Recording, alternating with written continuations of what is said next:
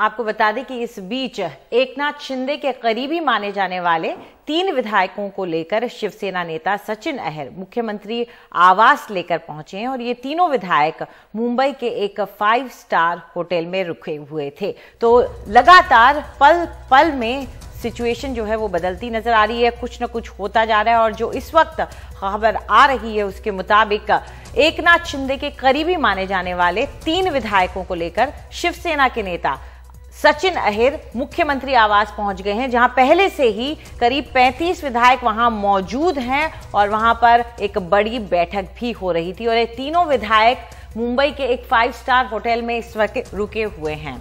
हमारे साथ सोहित है इस पर और जानकारी के लिए। सोहित, ये तीनों विधायक जो आए हैं कौन कौन हैं और अब क्या वहां पे जो कहा जा रहा था कि 22 विधायक हैं एकनाथ शिंदे के साथ, उनमें से ये 3 वापस आ गए हैं?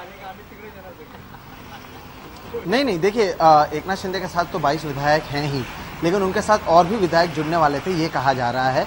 जो आंकड़े एकनाथ शिंदे के पास हैं वो भी कोई साफ तौर पर कह नहीं सकता है कि कितना है, लेकिन बड़े पैमाने पर विधायक उनके साथ मौजूद हैं।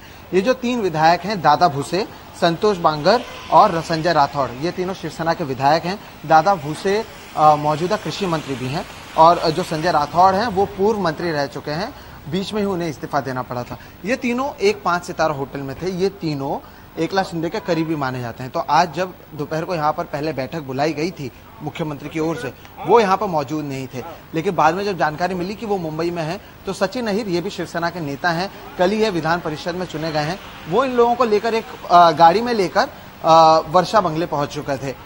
ये ठीक उसी तरह से जिस तरह से 2019 में हमने देखा था कि एनसीपी के जो विधायक थे वो अलग अलग जगहों पर थे, उनको पकड़ पकड़ के लाया जा रहा था एक होटल में, ठीक उसी तरह से चीजें अब भी देखने को मिल रही हैं। तो जो 2019 में एनसीपी के साथ देखने मिल रही थी, वही 2022 में एकनाथ शिंदे के साथ देखने मिला था।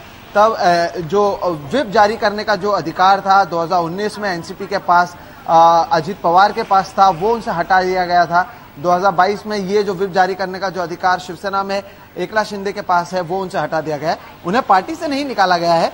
अभी आपको मैं बता दूं कि गुजरात के सूरत में 2 लोग, एक है मिलिंद नार्वेकर और एक है रविंद्र फाटक, ये दोनों गए हुए हैं और एकनाथ शिंदे को मनाकर वापस लाने की कोशिश वो कर रहे हैं। ये 2 कौन है? मिलिंद नार्वेकर उद्धव ठाकरे के पीए हैं। उद्धव ठाकरे के बारे में अगर जो महाराष्ट्र की राजनीति को समझते हैं उन्हें पता है कि मिलिंद नार्वेकर बहुत ही अहम भूमिका निभाते हैं। वो यहाँ पर देखते हैं कि क्या कुछ हो रहा है, उद्धव ठाकरे का संदेश अगर किसी को देना होगा, किसी और का संदेश उद्धव ठाकरे को देना होगा, या फिर राजनीति में वो किस तरह से आगे बढ़े हैं, इसे मिलिंद नार्वेकर काफी पहले से देखता है। तो एक तरीके से उद्धव ठाकरे ने अपने सबसे करीबी शख्स को एकनाथ शिंदे को मनाने के लिए भेजा है। दूसरे शख्स है रविंद्र फाटक। अब रविंद्र फाटक थाने से शिवसेना के विधायक हैं, अभी वो एमएलसी हैं, विधान परिषद में हैं, बड़े नेता हैं, एकनाथ शिंदे के काफी अच्छे दोस्त हैं। दोनों एक ही इलाके से आते हैं, थाने में आसपास रहते हैं काफी पहले से। जब दोनों एक समय पार्षद हुआ करते थे, उस समय से ये लोग एक दूसरे को जानते हैं। और अब जो रविंद्र फाटक विधान परिषद के नेता बने हैं, वो भी एकनाथ शिंदे की वजह से बने हुए हैं वो विधायक, इसलिए उन्हें भी भेजा गया है ताकि वो मना सके। तो शिवसेना की ओर से भी पूरी कोशिश की जा रही है कि उन्हें मनाया जा सके। लेकिन अब भी क्या उद्धव ठाकरे के पास आंकड़े हैं? जवाब है नहीं, क्योंकि अगर आंकड़े होते तो आज जब मुख्यमंत्री ने कई सारे विधायकों की बैठक बुलाई थी, उसकी कम से कम एक तस्वीर सामने आती। एक भी तस्वीर सामने नहीं आई है।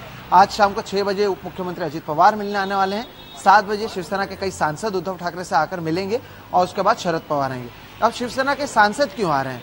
क्योंकि शिवसेना के सांसद में एक सांसद जो शामिल हैं, उनका नाम है श्रीकांत शिंदे। श्रीकांत शिंदे कौन है? ये एकनाथ शिंदे के ही बेटे हैं और शिवसेना से सांसद हैं। तो शिवसेना को नुकसान केवल अपने विधायकों में ही, सांसदों में भी हो सकता है, इसलिए उन्होंने अपने सांसदों को भी यहाँ पर बुलाया गया है। लेकिन मुश्किल में जरूर ये सारे लोग पहुंच चुके हैं। और आप इसके पीछे एक और चीज समझिए, 2019 में हुआ ये था कि कई सारे जो विधायक थे, जब सरकार स्थापना हो रही थी महाविकास आघाड़ी की, एनसीपी और कांग्रेस के, वो महाराष्ट्र के अलग अलग होटल में मौजूद थे। अब महाराष्ट्र के अलग अलग होटल्स जो हैं, बड़े बड़े होटल, वहां पर शिवसेना की जो वर्किंग यूनियन है, कामगार सेना जिसे कहते हैं, वो काफी स्ट्रांग है। तो उन्होंने उस समय इन लोगों को पकड़ कर वापस मुंबई लाया था। इसलिए इस बार एकनाथ शिंदे महाराष्ट्र के किसी होटल में नहीं रुके हैं, गुजरात के सूरत के एक होटल में रुके हैं, जहां पर शिवसेना के लोगों का उतनी पकड़ नहीं है और वहां पर उनको गुजरात पुलिस सुरक्षा दे रही है। और गुजरात में सत्ता में बीजेपी है, ये तो सभी को पता है। तो इसलिए इस बार हालात दूसरे हैं। तो गुजरात जाना भी उनका बहुत कुछ कहता है और कैलकुलेशन जारी है। सोहित, उनका गुजरात जाना भी बहुत कुछ कहता है। इसका मतलब कि कहीं और नहीं गए, वो गुजरात चले गए हैं, पूरी तरह से सुरक्षित रहे वहां पे। बिल्कुल, गुजरात जाना, वो भी विधान परिषद में जिस दिन महाविकास आघाड़ी की हार होती है उसी दिन जाना, अगले दिन वहां पर पहुंचना कई विधायकों के साथ, ये बताता है ये कब कर रहे हैं एकनाथ शिंदे, आपको ये देखना पड़ेगा।